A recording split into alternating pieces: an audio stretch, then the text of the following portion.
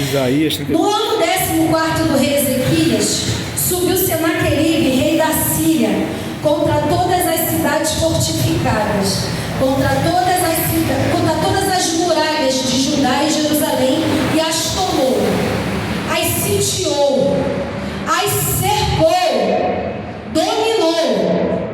E o rei da Síria enviou Rabizaque. Rabizaque aqui não é o nome de uma pessoa.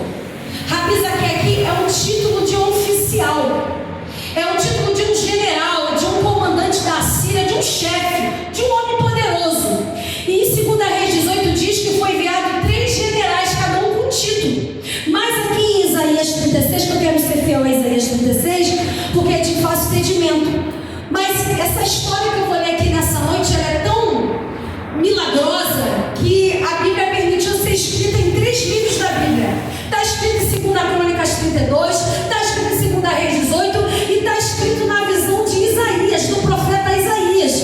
E aqui quando diz que enviou Rabizaque, estamos falando de um oficial, um comandante de guerra, o chefe do exército do quartel-general da Síria, de Laquis a Jerusalém.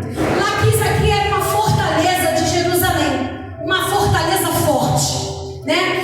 Tinha muitas fortalezas em Jerusalém, mas ele de propósito, ele parou, ele fez questão de, depois que ele tomou todas as cidades, mais de 46 cidades, ele veio sitiando, ele veio tomando tudo, e ele fez questão de parar em frente a Laquis, a fortaleza que protegia Jerusalém, onde tinha uma cisterna, uma fonte de água, aonde o povo todo se alimentava daquela água. Então ele fez questão de parar em frente à fonte de água para dizer assim: agora eu dominei, agora a partir de agora não tem mais provisão, não tem mais água, ninguém vai mais plantar porque eu estou na área. E aí ele começou a mexer com o psicológico das pessoas daquela cidade. E ali ele vai dizendo, né? Ao rei Ezequias, com um grande exército, parou ele na extremidade do aqueduto do açude superior, junto ao caminho do campo do lavadeiro. Então saíram as 3 autoridades, que foi o escrivão, o encarregado do palácio e o conselheiro. Eu estou no 4. Rabizaque lhe disse: dizei a Ezequias, assim diz o sumo rei, o rei da Síria, que confiança é essa que te escribas? Que confiança é essa em que tu se apoia? Bem posso dizer-te que teu conselho de poder para a guerra não passa de vãs palavras. Em que, pois, agora confias para que te rebeles contra mim?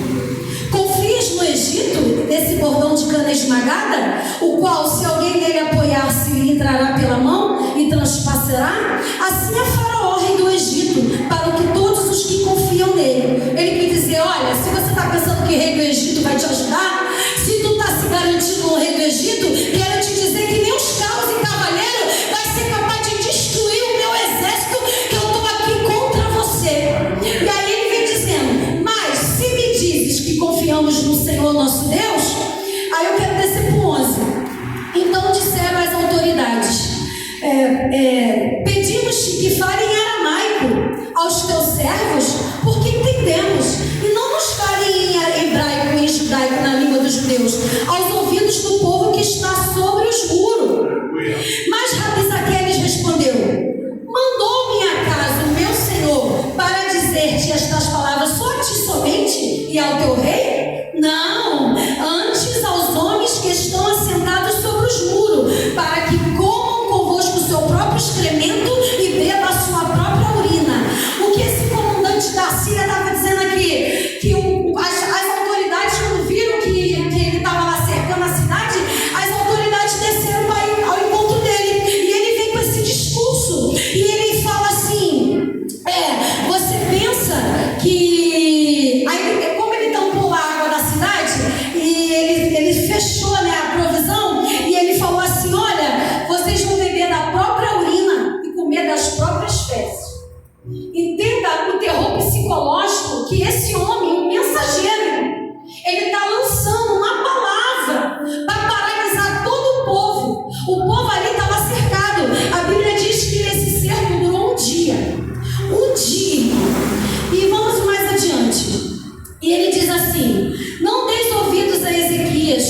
assim diz o rei da Síria: fazeis as pazes comigo e vinde-me. E aí no 21 diz assim: eles porém se calaram e não lhe responderam palavra, porque assim lhes havia ordenado o rei, dizendo: não lhe responderei.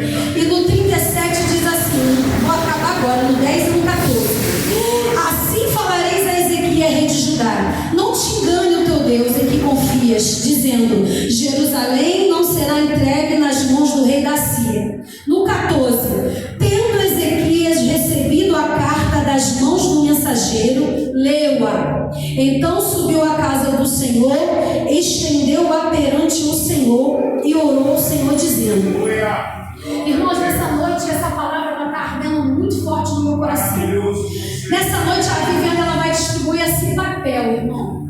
Olha para esse papel aí como uma carta que você vai escrever para Deus, como uma carta de afronta. Se eu pudesse dar um tema para essa mensagem, eu diria: não abale a sua confiança em Deus, não estremeça a sua fé. A afronta está lançada, a cidade está cercada e o inimigo parece ser mais forte. O que fazer? Nessa noite talvez você esteja perguntando: mas é culto de família, o que isso tem a ver? Irmãos, eu quero começar falando essa história, como está lá em 2 Crônicas 32, que diz: depois destas coisas e desta fidelidade, Senaqueribe vem contra o rei Ezequias. Quem foi o rei Ezequias, irmãos? A Bíblia diz que em toda a Bíblia não houve semelhante a ele um rei que fizesse o que era bom, o que era bem aos olhos do Senhor, diferente dos reis do norte, que só fez o que parecia mal. Ezequias aqui, ele botou ordem na casa, ele quebrou os altares de Baal, ele quebrou a idolatria por causa daquela serpente Neostã que tinha na época de Moisés, uma serpente de bronze. Ele despedaçou, ele quebrou, porque aquele povo estava adorando ainda, ofertando incenso. Então ele começou a organizar, ele começou a trazer o governo, ele começou a estabelecer um culto para Deus, ele começou a botar ordem na casa. Aleluia. Ele começou a expulsar os feiticeiros, ele começou a querer se rebelar contra o rei da Síria. Talvez nessa noite você chegou aqui porque você também não quer mais pacto com o rei da Síria. Talvez você chegou aqui nessa noite, você quer botar a tua casa em ordem, você quer arrumar, você quer fazer as coisas certas, você quer agradar a Deus, tu quer fazer o que parece bem aos olhos do Senhor. Mas a Bíblia está dizendo que depois destas coisas e da fidelidade de Ezequiel, Senaqueribe se levanta com guerra contra Jerusalém, porque vai ser sempre assim. Talvez nessa noite é culto de família, mas eu estou pregando para quem é coluna aqui, eu estou pregando para quem é coluna da casa, porque se tu está aqui nessa noite, tu está como coluna, tu está representando a coluna, porque nessa noite, se tu chegou aqui, você teve força, você venceu. Talvez o teu marido não teve força de chegar, a tua filha, a tua esposa, a tua família, talvez ninguém da tua casa teve força, mas você teve força de chegar aqui e declarar no peito e dizer: eu vim para botar ordem na casa. Quem é que nessa noite chegou aqui para querer botar ordem na casa? Perceba que o inimigo aqui é outro. Filme Tropa de Elite. O inimigo aqui agora é outro. Estamos falando de um inimigo, irmãos, que ele não te ataca com arma, nem com espada. Ele te ataca na mente. A intenção desse inimigo aqui é te desestabilizar, te desestruturar, é te colocar pavor, medo, pânico, porque trazemos para o dia de hoje.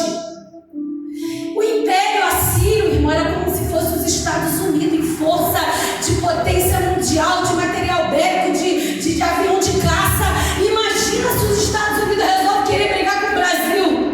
Quem somos nós para poder ir contra os Estados Unidos? Eu estou falando aqui de uma potência mundial.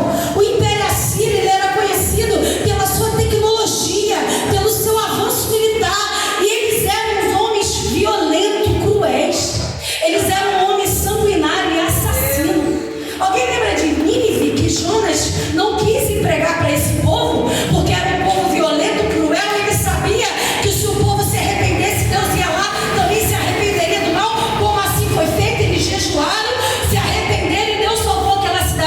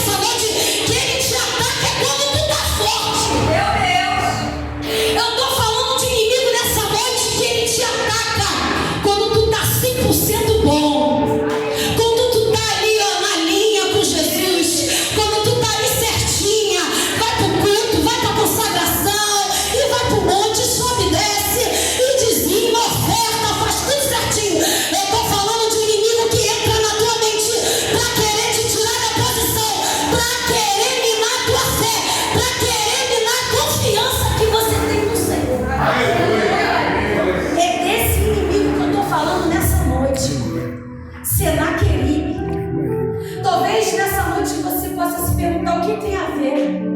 Mas Senaqueribe, nos dias de hoje, ele está personificado, irmão, como um divórcio no seu casamento. O Senaqueribe hoje é uma amante na vida de uma esposa que tem um marido lá fora como amante. O Senaqueribe é a afronta hoje. O que é afronta?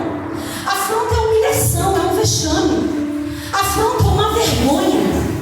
Afronta é aquilo que esfrega na tua cara todos os dias, dizendo que você não pode, que você não vai conseguir. É pessoas minando a tua fé. Afronta aqui pode ser uma pessoa que está com a porta fechada, está desempregado, está sem dinheiro, e todos os dias Rabizaquel, o mensageiro, vai na mente dessa pessoa: olha, não está acontecendo nada, tu vai para a igreja todo dia, tu faz campanha, tu faz voto, a porta nunca abre, nada acontece, sai, desiste, sai daí. Talvez o Rabizaquel, mensageiro de Satanás, enviado por Senaqueribe na tua vida, irmão, é na tua saúde.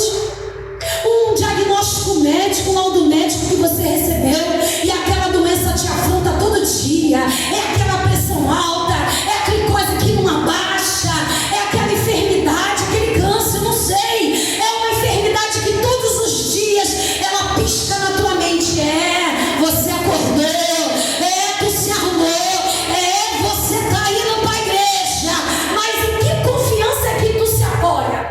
Que nada na tua vida está acontecendo. Talvez, irmão, teu Senaqueribe nessa noite, o mensageiro afronta, é na vida dos filhos em forma de um vício. Talvez a gente não sabe a vida das pessoas, mas Senaqueribe hoje em dia ele entra na família, como a Viviane falou, entra nos filhos, para colocar os filhos rebeldes, para colocar vício, prostituição, pornografia, essa internet maldita. Talvez o teu Senaqueribe que te afronta todos os dias dentro da tua casa, te fazendo passar vergonha e humilhação. Nessa noite eu quero dizer as estratégias de que Senaqueribe ele faz na vida das pessoas. A primeira que ele faz, ele destrói a confiança que você tem em você. Ele destrói a confiança que está em você, né? Ele diz assim: vocês estão confiando, ele está minando as possibilidades humanas de Ezequias, minando sua confiança. O oficial de Senaqueribe, ele age todo dia na tua mente, te mandando mensagem que você não pode, que você não é capaz, que você não vai conseguir. Satanás gosta de ganhar no grito, porque ele é mentiroso, o pai da mentira. Sem luta, ele ganha o povo pela mente. Eu me lembro que a minha profissão, eu sou vigilante bancária, tem extensão a Cabo Forte também. E eu trabalhei muito em mercado como fiscal de loja, fiscal de salão. E ali, eu me lembro que uma das técnicas que eu usava para abordagem e prevenção, para eliminar o furto, era ganhar no grito. O que é ganhar no grito? A abordagem de segurança diz que é 100% de certeza. Você só pode abordar aquela pessoa se você viu ela guardando as coisas e depois saiu do check-out e não tinha intenção de pagar. Então eu me lembro que quando eu não tinha certeza que a pessoa tinha cometido o delito, eu pegava meu rádio, passava do lado dela e dizia bem alto assim: pode deixar, a câmera já pegou, deixa sair que a gente pega lá fora. Quem estava errado, a gente dava um tempo, a pessoa ia lá e desovava o que tinha e saía quietinho. Mas quem estava certo, logo se manifestava: oh, você está falando comigo? Eu roubei a celular? Eu falei: não, senhora, não estou falando com você não, eu apenas estou falando no rádio alto e por coincidência a senhora ouviu. Não estou falando com a senhora não. E assim é a estratégia de Satanás. Ele gosta de ganhar as coisas no grito, ele gosta de enfeitar o pavão. E a Bíblia diz que ele cerca a cidade e ele começa a afrontar. E ele não só afronta o Ezequias, porque a função dele aqui era fazer com que o povo todo não acreditasse que Ezequias podia resolver, e nem o próprio Deus. A segunda tática que o Senaqueribe faz com você, elimina a confiança em Deus. Vocês estão confiando em Deus? Nenhum Deus pode livrar das minhas mãos. Ele quis acabar com a fé do povo em Deus. A fé, ela multiplica as forças, mas a nossa confiança em Deus é esteja perdendo tempo em confiar em Deus, ele faz você perder o prazer de estar com Deus. Ele quebra o teu relacionamento com Deus. Ele coloca em você uma incredulidade, uma apostasia espiritual. Ele te esfria. Ele ataca direto a tua fé. Ele faz você murmurar e não confiar em Deus. Irmãos, esse inimigo, esse demônio, ele é tão astuto, tão sagaz, que ele não combate com você diretamente, não, como eu estou falando. Ele age no teu psicológico, ele age na tua mente, e uma das coisas que ele faz é roubar a tua fé. Hoje o meu esposo estava se arrumando, tomando banho, aí ele é o motorista de Uber, né? E tem vezes que a corrida não é boa, e ele tem as contas para pagar. Aí assim que ele chegou, ele estava assim: ai, eu vou todo dia, eu trabalho, nada acontece. Aí eu falei assim: ó, cuidado que o mensageiro rabisaqueia, ele que está te falando aí na tua mente. É uma coisa tão terrível, irmão, que ele sugestiona e você fala. Ele assopra na tua mente e você repete. E aí o meu esposo estava repetindo, eu até brinquei com ele: opa, tu confirmou, é sobre isso que eu vou pregar hoje. É sobre esse mensageiro que ele vem na nossa mente para destruir o nosso psicológico, para dizer que nada está acontecendo, que nada vai se resolver. Ele te deixa morno, ele te deixa apostatado, ele faz você perder a fé em Deus. E o terceiro que ele faz, ele provoca o caos e depois vem com a solução. Ele te dá falsas promessas. Depois de vender o medo, ele faz promessa, ele entra na tua necessidade, na fraqueza do que está faltando. Ele vem com a proposta: eu vou te levar cativo, escravo, vocês vão me servir, eu vou te dar água e comida. Está entendendo o que Deus está querendo falar nessa noite? O inimigo, ele quer te ganhar na tua fraqueza. Ele quer te dar, ele provoca o caos, ele te desestabiliza, depois ele vem com a proposta, depois ele vem com uma solução. Aí ele diz assim: ó, já que tu tá na igreja, não tá acontecendo nada, eu tenho a solução. Olha, tu não tá precisando disso, tu não tá necessitando disso, tu não quer água para beber, não quer comida, não quer dinheiro, não quer porta aberta, tu não quer uma mulher, porque às vezes a necessidade, a carência do momento faz você depender de coisas e não de Deus. Então a pessoa que está dentro da igreja e quer casar e quer um casamento, ela não consegue ter paciência e confiança para esperar que Deus está preparando melhor. Mas aí, o que esse Senaqueribe faz? Ele te apresenta a solução. Ah, namora. Ah, fica, dá só uma ficadinha. Tu não quer só namorar mesmo? Tu não quer matar o desejo da tua carne? Casamento vai demorar muito. Tem que namorar, noivar, casar, juntar dinheiro, comprar casa. Ah, pula etapa. Ah, faz por isso aqui que é melhor. Porque ele cria um cenário, ele faz parecer que não vai dar certo, ele faz parecer que tu vai morrer no meio do caminho, ele faz você perder a confiança em Deus, para depois ele poder chegar, te oferecer aquilo que está faltando para você, para ele te prender, te fazer escravo e você servir ele. Esse é Senaqueribe. Mas em contrapartida, irmãos, estamos aqui falando também de um rei que se posicionou. Diante dessa afronta, ele se posicionou. A Bíblia diz que quando as três autoridades foram falar com ele acerca do que a mensagem, o discurso de que Rabisaqueia tinha falado para ele, a Bíblia diz que ele rasgou as roupas de cinza. Quando rasga as roupas de cinza aqui, é desespero.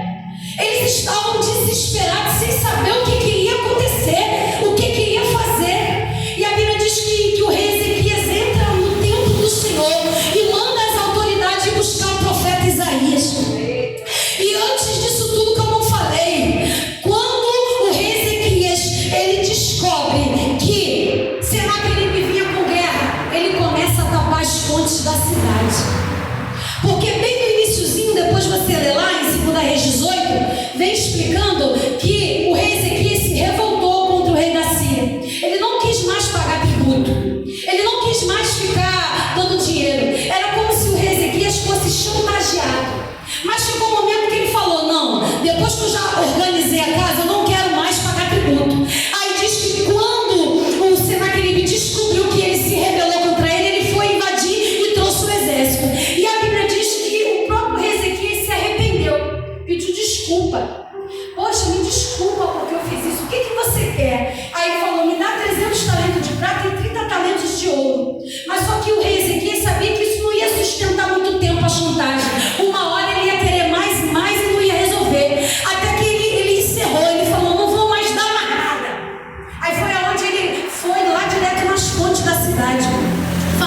Jerusalém é uma subida. Então, quando o povo de Jerusalém subia, era cansativa a caminhada de subir. Então, eles tinham fontes de água no meio da subida, para que o povo fosse lá, bebesse água, se recuperasse e pudesse subir. Aí o rei Ezequias teve uma estratégia.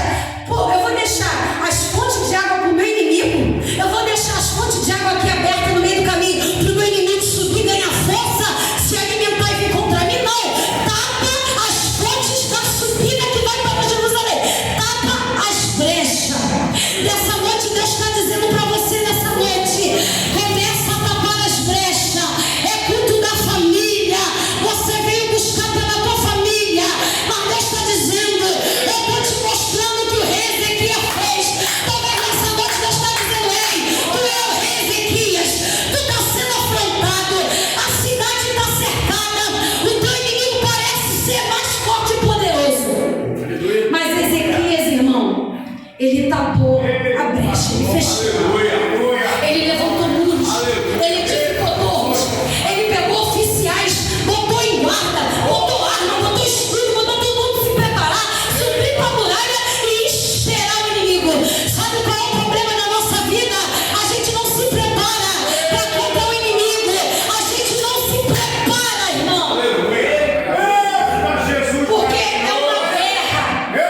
E o que eu entendo por guerra é você e um adversário. Existe guerra você sozinho? É você e um adversário. Então nessa guerra, o teu adversário, ele te ganha pela mente. Você vê que aqui é uma guerra ideológica, mental. O Senaqueribe, ele nem foi pessoalmente, irmão. O próprio Satanás, o diabo, ele nem foi pessoalmente. Ele mandou um oficial falar um discurso gritando alto. Aí a Bíblia diz que Ezequias foi lá, rasgou a roupa, se humilhou, foi pro templo do Senhor e mandou as autoridades buscar o profeta. Outra coisa que eu entendo que Ezequias fez foi buscar quem podia ajudar, foi buscar a presença de um líder religioso, foi buscar a presença de um pastor, foi buscar a presença de quem poderia resolver. Às vezes você está afrontado, você está sofrendo, está passando por milhares de coisas e você quer desabafar. Cuidado com quem tu desabafa, cuidado com quem tu fala da tua vida. Está falando para a pessoa errada, no momento de aflição, no momento de crise, no momento de problema do teu casamento, irmão. Se dirige à pessoa certa. Se tu tem um pastor, conversa com o teu pastor, ele ainda é a tua liderança, ele ainda está ali para poder te servir, te ajudar. É muito triste nós vermos pessoas, crentes, evangélicos, mulheres, pedir conselho de casamento para vizinhas, mulheres divorciadas, separadas e que não respeitam o marido. É triste nós vermos hoje em dia pessoas evangélicas que conhecedoras da palavra, que não conseguem entrar para dentro do quarto, dobrar o joelho, orar um pai secreto, acreditar, confiar que Deus ainda ouve a oração e Ele muda esse cenário. Muitas das vezes Deus tem um posicionamento dele.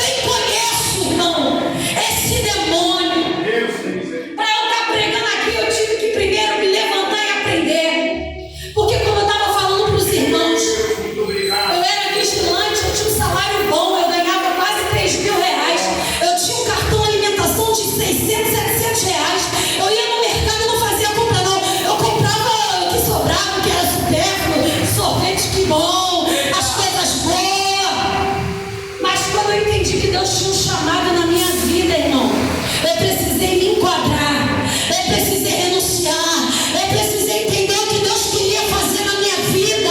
E ele foi passando, deixava currículo, a porta não abria, ia arrumar emprego, a porta não abria. E aí eu comecei, irmão. Comecei no primeiro momento só a buscar. Ia para a igreja, a consagração, fazia tudo certo.